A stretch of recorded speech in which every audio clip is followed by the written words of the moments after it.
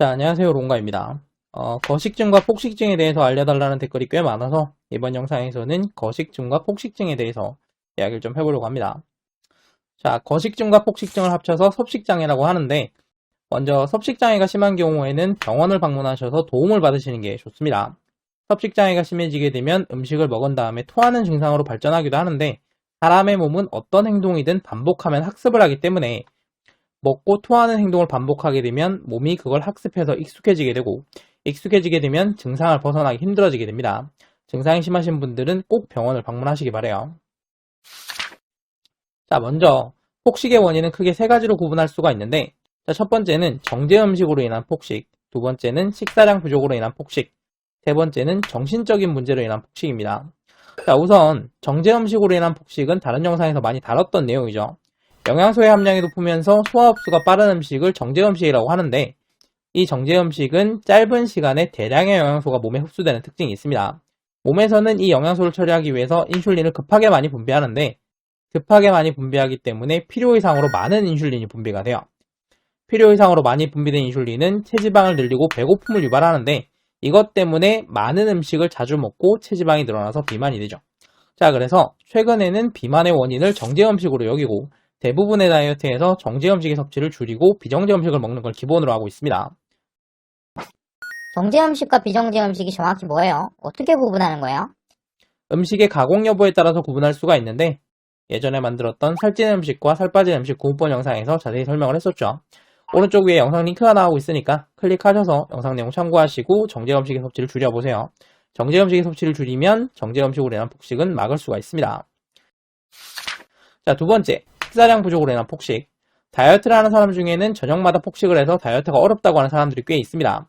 자, 그런데 이런 사람들의 식단을 살펴보면 아침은 시간이 없어서 먹지 않고 점심은 다이어트를 위해서 저칼로리를 먹은 다음에 집에 와서 저녁에 많은 음식을 먹는 패턴이 많아요.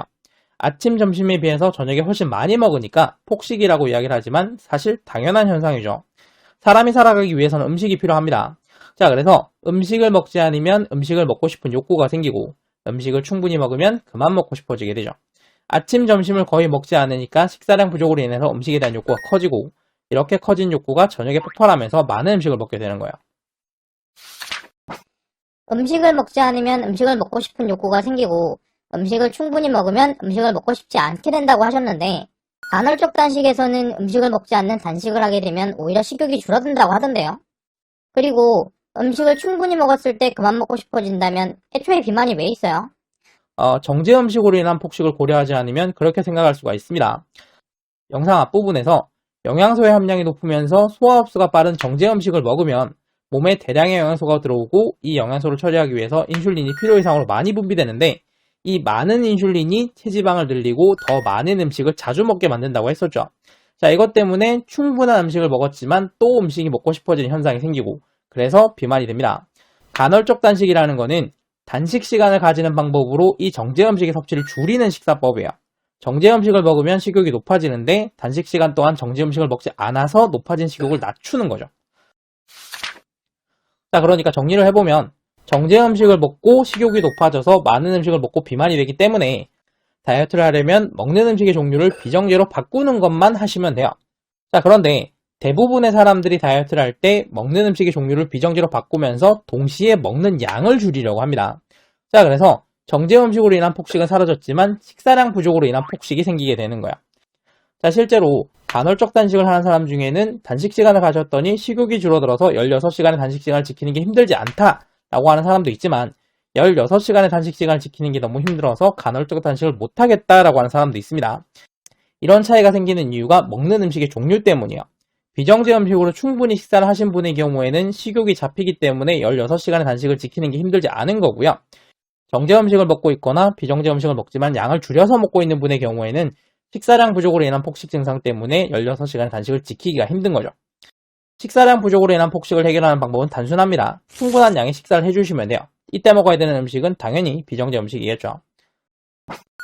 그런데 먹으면 살찔 것 같아서 먹기가 좀... 대부분 그렇게 생각을 하죠. 사실 굶는 게 좋지 않다는 이야기는 모두가 알고 있는 이야기입니다. 자, 그런데 음식을 먹으면 살이 찔 것 같다는 두려움 때문에 음식을 잘 먹지 않으려고 하고 이게 거식증의 원인이 돼요. 사실 식사량 부족으로 인한 폭식의 근본적인 원인은 음식을 거부하는 거식 때문이죠. 다음 영상에서는 이 거식에 대해서 이야기를 좀 해보도록 하겠습니다. 지금 화면에 영상이 두 개가 나오고 있을 텐데 다음 영상이 완성되면 오른쪽에 나오도록 해두겠습니다. 오른쪽에 나오는 영상이 섭식장의 2부 영상이 아니라면 아직 영상을 만드는 중이니까 며칠만 좀 기다려 주시고요. 이번 영상이 도움되셨다면 구독과 좋아요 부탁드리고 저는 다음 영상으로 다시 돌아오겠습니다. 감사합니다.